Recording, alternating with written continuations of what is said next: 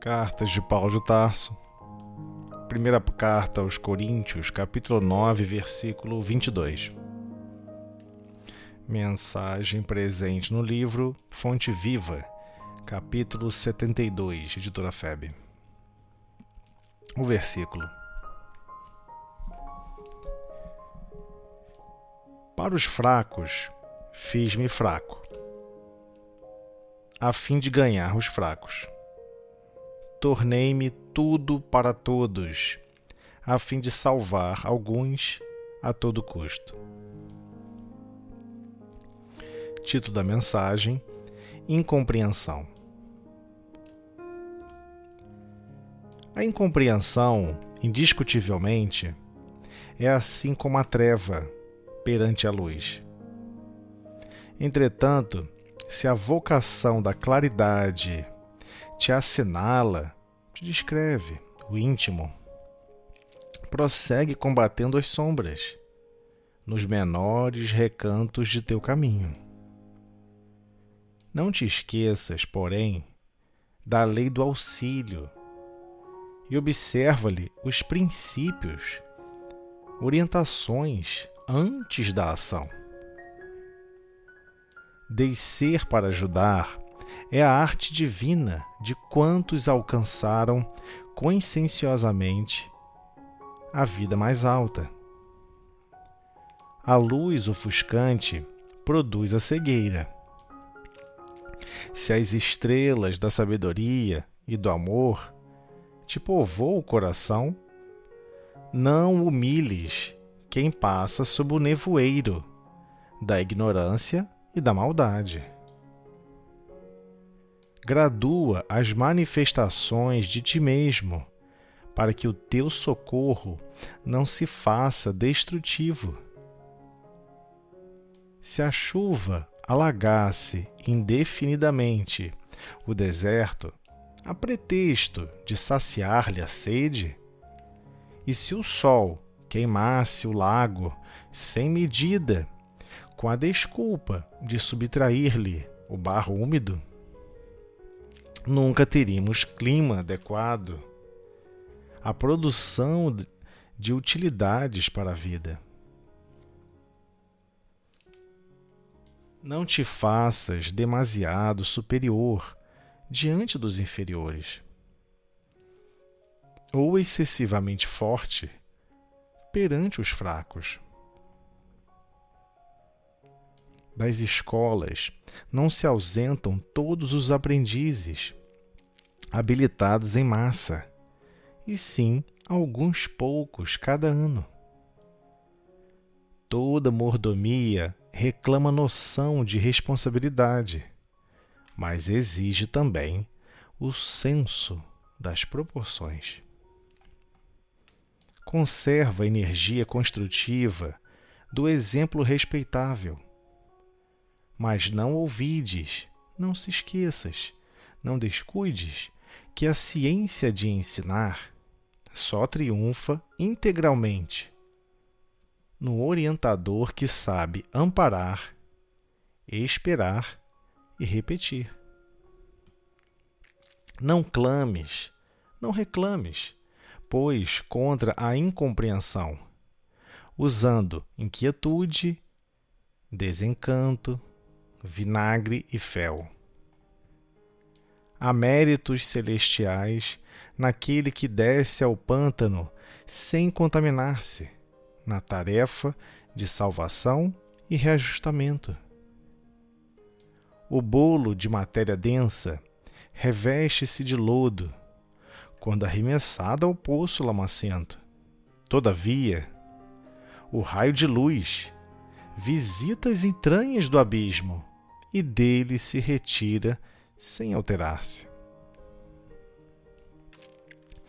Que seria de nós se Jesus não houvesse apagado a própria claridade, fazendo-se a semelhança de nossa fraqueza, para que lhe testemunhássemos a missão redentora?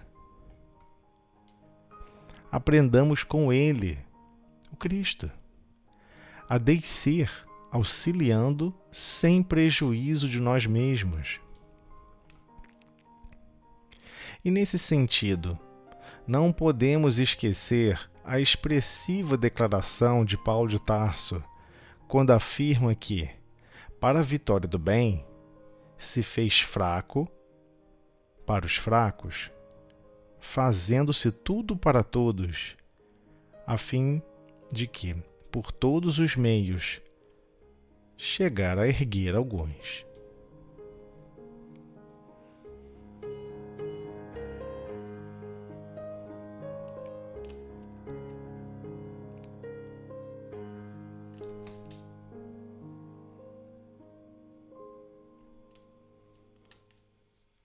Pequeno comentário. A assertiva de Paulo acerca de se fazer fraco para os fracos, a fim de ganhar os fracos, e tornar-se tudo para todos, a fim de salvar alguns a todo custo, reflete um caráter de prosseguir nas obrigações de exercer o bem segundo a vontade divina. Eis um aspecto muito difícil que ainda temos dificuldades muito grandes para compreender. Afinal de contas, o que Deus espera de mim? O que Deus espera de cada um de nós? Como proceder? Como agir? Então, da mesma forma que quando estamos aqui na Terra, nos sentimos por vezes incompreendidos, porque por vezes falamos e tentamos agir no bem, da nossa forma ainda, com o nosso coração ainda contaminado, com muito orgulho, com muita vaidade, com muita presunção, com diversas deformações, com diversos escombros de construções ruinosas em nossas almas, temos dificuldade de como agir no bem. Acreditamos que as experiências do passado são suficientes para que possamos, do nada, escolhermos agir no bem. Não é muito bem assim. Um dos principais problemas em agir no bem é aprender com Cristo como agir no bem. Igualmente, temos que ter o nosso mundo íntimo preparado para o exercício da caridade, no que se refere à tolerância das imperfeições alheias e o perdão das ofensas, além, é claro, da benevolência para com todos, mas especificamente na tolerância das imperfeições alheias e o perdão das ofensas, irá nos munir de recursos para não bradarmos contra o próximo, impondo meios de saltos de progresso ou forçosamente induzindo caminhos o qual nem nós mesmos traçamos ainda. Então precisamos sempre nos perguntar, antes de atuar para com o próximo, já realmente implantamos o reino de Deus em nossos corações? Então, se ainda não implantamos, fica muito difícil cobrar que o mesmo se estabeleça automaticamente no mundo íntimo do próximo. Então, inevitavelmente, em todos os aspectos de convivência, a incompreensão é aquela marca moral que deixa claro o estado em que nós estamos. Então, da mesma forma que nos sentimos incompreendidos, por vezes não percebemos o quanto agimos com terceiros de formas tortuosas, por não compreender aquele vaso divino que irá receber a nossa ação, o nosso pensamento, o nosso sentimento. Então cabe ressaltar aqui, quando Emmanuel nos destaca: não te esqueças, porém, da lei do auxílio e observa-lhe os princípios, as orientações antes da ação. Então demanda muita cautela de todos nós. Como falar com bondade, como realmente perceber que as nossas ações foram realmente dentro do campo e da esfera da benevolência. Quando vamos estudar a afabilidade, a doçura no Evangelho segundo o Espiritismo, vamos perceber algo surpreendente. A afabilidade e a doçura são consequências naturais, reações naturais da benevolência. Então ela tem uma forma de se exprimir. Ela tem princípios, orientações básicas. Não podemos achar que estamos praticando bem com austeridade, com briga, com acusações, com apontamentos de defeitos, com críticas destrutivas. Porque por vezes estamos com total boa intenção de destruir e aniquilar o mal, de realmente apagar, continuar combatendo as sombras. No entanto, temos que tomar muito cuidado. As sombras que estão no nosso mundo íntimo realmente são funções nossas de atuarmos com o máximo rigor, com o máximo empenho, incessantemente e com uma máxima ferocidade para que não possamos continuar construindo escombros. O problema é que por vezes utilizamos esse mesmo artifício, esse mesmo empenho que tanto buscamos agir com o nosso mundo íntimo e tentamos agir da mesma forma para com o próximo. Então, já compreendemos que temos obrigações para conosco mesmos. Temos que combater as trevas que ainda habitam em nossas percepções, em nossa forma de sentir e de viver a vida. Mas isso não quer dizer que temos que agir assim com o próximo. A medida que colocamos para o nosso mundo íntimo nem sempre pode ser a medida para o próximo. Então, a frase que encerra todas as nossas obrigações para com o próximo é amar o próximo como a nós mesmos, e não impor ao próximo regras e condutas e ações como nós impomos a nós mesmos. A palavra amor separa e distingue completamente esse comportamento. Então Emmanuel continua para a gente esclarecendo: descer para ajudar é a arte divina de quantos alcançaram conscienciosamente a vida mais alta. Então o que é essa vida mais alta? A vida mais alta é aquela que vive as marcas máximas da caridade, as marcas máximas da benevolência, da tolerância e do perdão. Então, da mesma forma que descemos aqui na Terra para ajudar a nós mesmos, a transformar o nosso mundo íntimo e ajudar a terceiros, igualmente socorrendo, amparando, dilatando esperanças e alegrias em torno do Evangelho Redentor, que veio promulgar, dar continuidade à lei de justiça, amor e caridade, com os exemplos do Cristo de amor e de caridade. Cabe a cada um de nós nos empenharmos nessa conduta, nessa métrica de elaborar, desenvolver,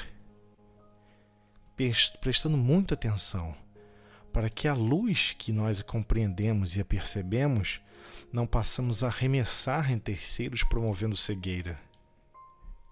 O mesmo se já observamos no céu as estrelas da sabedoria e do amor, e que igualmente esses reflexos luminosos divinos alcançam o nosso coração, não podemos pegar as pessoas que nos cercam e humilhar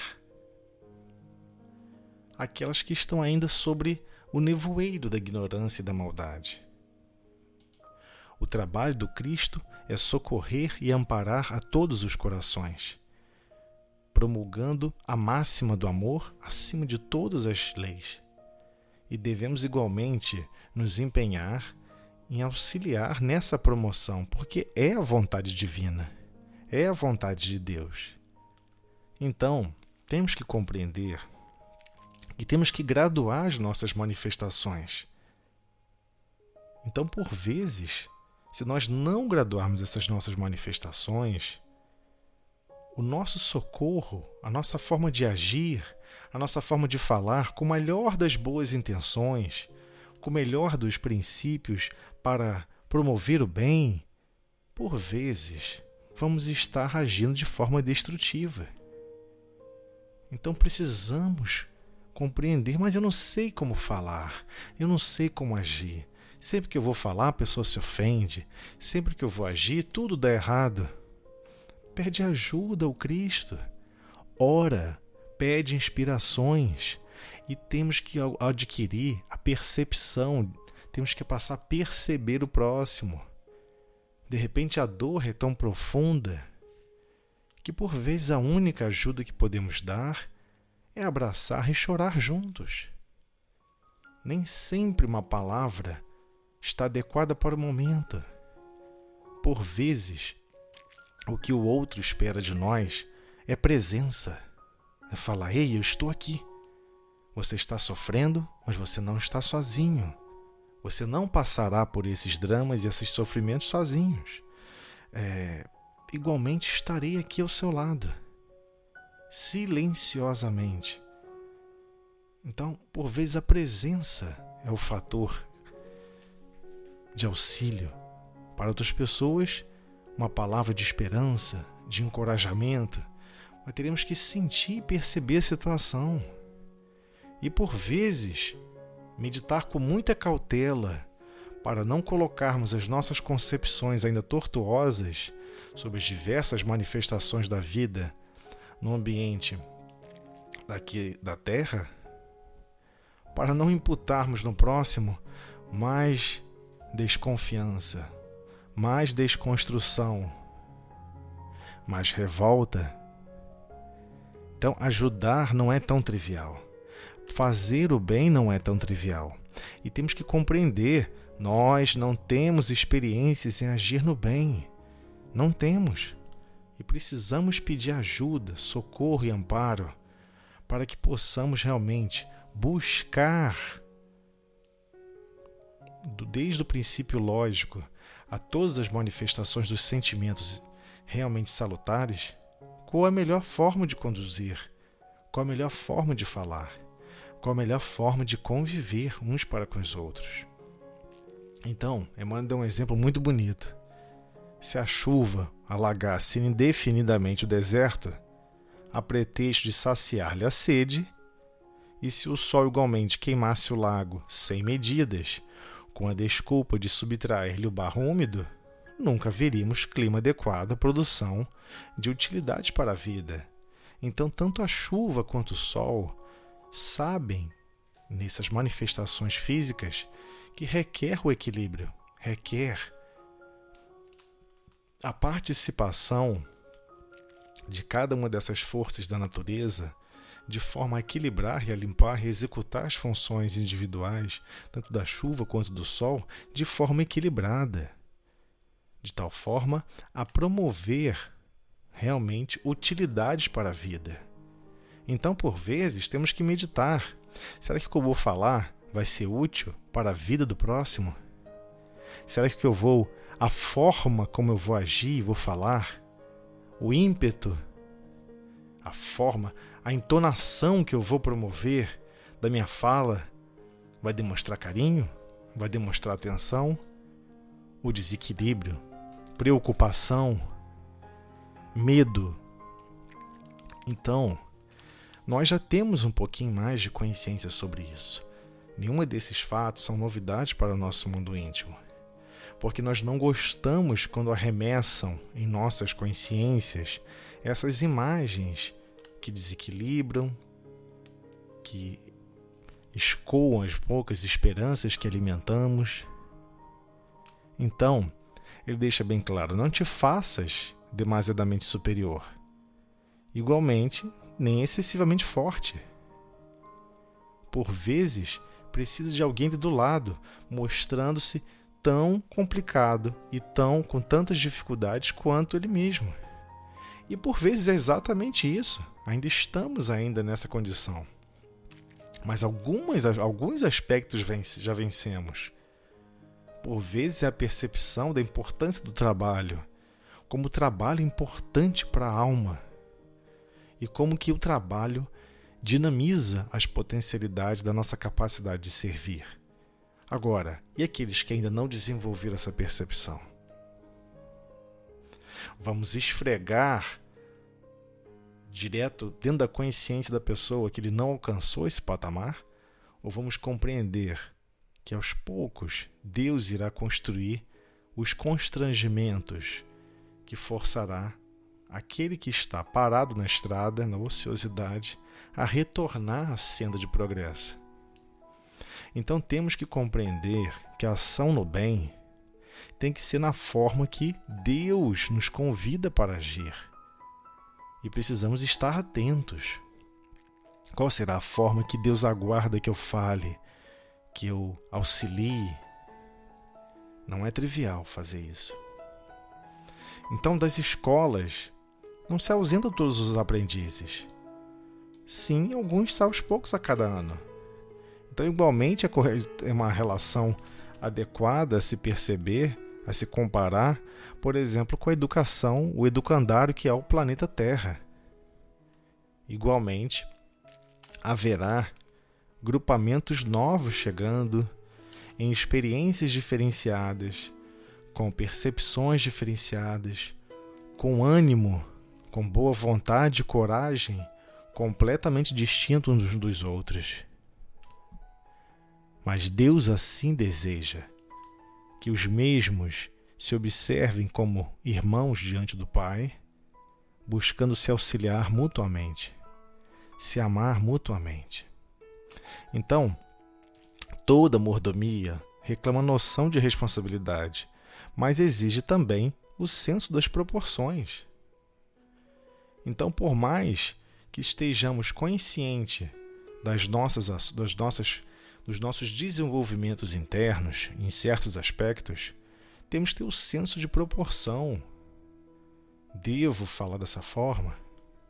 Devo me expressar dessa forma?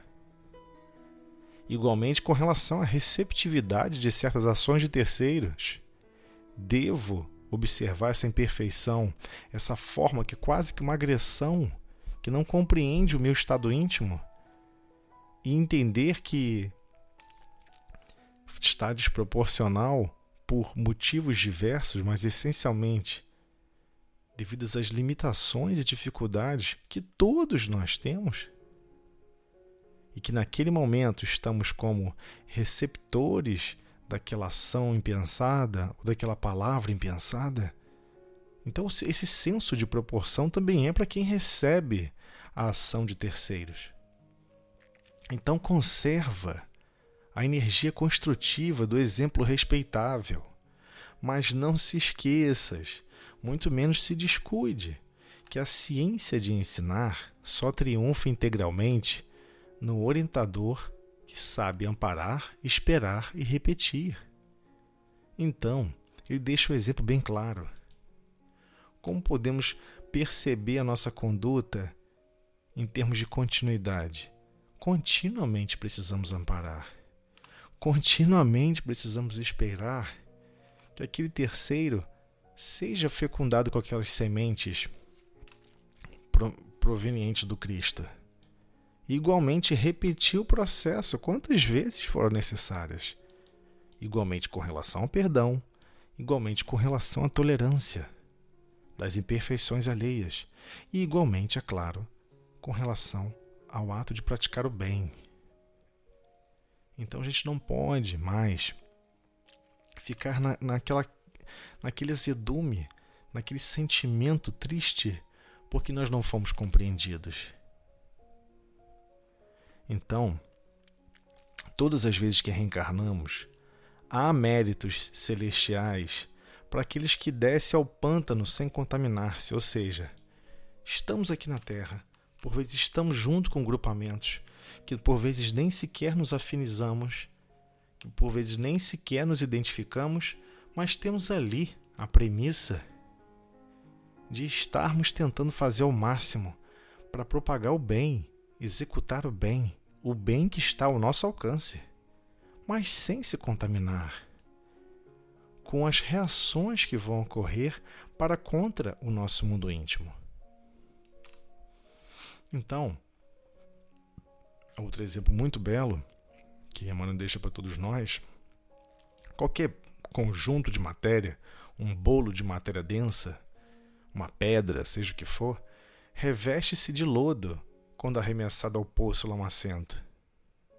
Todavia, o raio de luz visita as entranhas do abismo e dele se retira sem alterar-se. Então, igualmente, Emmanuel traz para a gente o exemplo do Cristo. O que seria de nós se Jesus não houvesse apagado a própria claridade, fazendo-se a semelhança de nossa fraqueza, para que lhe testemunhássemos a missão redentora? Ou seja, o Cristo animou um corpo físico, essencialmente igual ao nosso. E deixou claro, sim, caminhar no deserto machuca os pés, cansa, dá sede, dá fome, requer cuidados com o corpo físico, requer cuidados com o seu campo mental, requer que façamos sempre prece, buscando aurir forças e recursos do Pai, porque afinal de contas, tudo pertence a Deus. Então ele vem, apaga todas as luzes, governador e construtor de planetas, responsável por um grande conglomerado de almas em certa faixa de processo evolutivo. E como ele deu o exemplo máximo, mesmo a tamanha grandeza que é o Cristo, qual foi o exemplo que ele nos deu? Descer à Terra, auxiliando sem prejuízo de nós mesmos. Ou seja, ele desce e dá o seguinte exemplo: você não precisa ficar prisioneiro aos pensamentos que se desenvolvem naquela massa onde você irá reencarnar. Você pode manter o seu estado íntimo de sempre ligação com o Pai, para promover o bem como Deus assim aguarda de nós e na forma como Deus aguarda de todos nós, segundo a vontade do Pai. Igualmente, nesse quesito de como agir com o próximo, precisamos ainda desenvolver uma longa caminhada para estarmos com mais experiências de como fazer o bem. Então, para a vitória real desse bem, Paulo deixa claro para todos nós: se fez fraco para os fracos, fazendo-se tudo para todos, a fim de, por todos os meios, chegar a erguer alguns. Então, temos por vezes encarnações onde vamos estar do lado de pessoas que vão passar por extremas dores. Vão passar por esse processo de hospitalização, por câncer, por uma série de dores. Mas por vezes nós solicitamos: Senhor, me permita que eu possa estar com essa pessoa, com esse alguém, durante esse período. Porque faz parte do processo dela de libertação em relação às leis divinas, ela cumprir aquela tarefa. E com certeza, cada um de nós, estamos ao lado desse processo, estamos ali como não só como testemunhas do processo, mas como suporte psicológico, suporte espiritual, suporte de todas as potencialidades que estão ao nosso alcance. E devemos nos desvelar ao máximo de bem para com todos. E, acima de tudo, nesse processo, percebermos que precisamos ainda desenvolver a capacidade de compreender o próximo, de perceber ali aquele irmão ou irmã que está em processo evolutivo como nós, que carece de compreensão, que carece de atenção e, acima de tudo, que carece do exercício fraterno de nos irmanarmos e reconhecermos que todos somos filhos de Deus e estamos caminhando na mesma direção para o progresso do amor e da sabedoria.